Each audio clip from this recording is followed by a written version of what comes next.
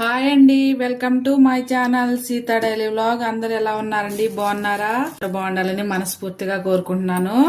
ఈ రోజు వంకాయలు కొత్తిమీర కారం పెట్టి కూర చేస్తున్నా అండి.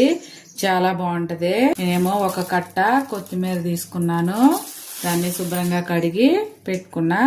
అలాగే ఒక 15 పచ్చిమిరపకాయలు తీసుకున్నా అండి. నా పచ్చిమిరపకాయలు కారం లేవు, అందుకే ఎక్కువ తీసుకున్నా. కారాన్ని బట్టి మిరపకాయలు తీసుకోండి మీరు. దీన్ని కూడా కడిగి శుభ్రం చేశాను అనమాట. ఇప్పుడు నీళ్ళల్లో కొంచెం ఉప్పేసి వంకాయని ఇలా 4 ముక్కలుగా చేసుకోవాలండి. ఉప్పు నీళ్ళలో వేసుకోవాలి. కొంచెం చింతపండు కూడా వేస్తున్నా. వంకాయలు కట్ చేసి నీళ్ళలో వేసుకున్నాను. ఇప్పుడు ఒక మిక్సీ జార్ తీసుకొని అందులో పచ్చిమిరపకాయలు కొత్తిమీర వేసి దీనిలో పెట్టేసి ఇప్పుడు రుచికి సరిపడా ఉప్పు ఒక 1/2 స్పూన్ వేస్తున్నా అండి నేను. అలాగే ఒక 1/2 స్పూన్ అల్లం వెల్లుల్లి పేస్ట్, కొంచెం చింతపండు దీనిలో వేసి మిక్సీ పడితే నలిగిపోతుంది. దీన్ని ఇప్పుడు మంచిగా మెత్తగా మిక్సీ పట్టుకురావాలి. సరే, ఇలా పేస్ట్ లాగా మెత్తగా పట్టుకొచ్చుకోవాలి. మీకు నలగపోతే ఒక స్పూన్ నీళ్ళు వేసుకోండి. ఇప్పుడు వంకాయలని నీళ్ళ నుంచి తీసి ఒక ప్లేట్ లో వేసుకుందాం. ఇప్పుడు ఈ కారాన్ని ఈ వంకాయల్లో ఫిల్ చేసుకోవాలి. కొంచెం కారం కారంగా ఉంటేనే బాగుంటదండి. కారం కారంగా పుల్ల పుల్లగా అన్ని ఇలా వంకాయలో ఫిల్ చేసుకోవాలి. ఇలాగా అన్ని ఇలా నింపేసుకోవాలి వంకాయలో. వెలిగించి ఒక బాండీ పెట్టాను. అందులో 2 స్పూన్ల నూనె వేస్తున్నాను, వంకాయలు మంచిగా మగ్గటానికి. నూనె వేడైందండి. మనం ఫిల్ చేసుకున్న వంకాయలో ఒక్కోటి ఇందులో వేసుకోవాలి.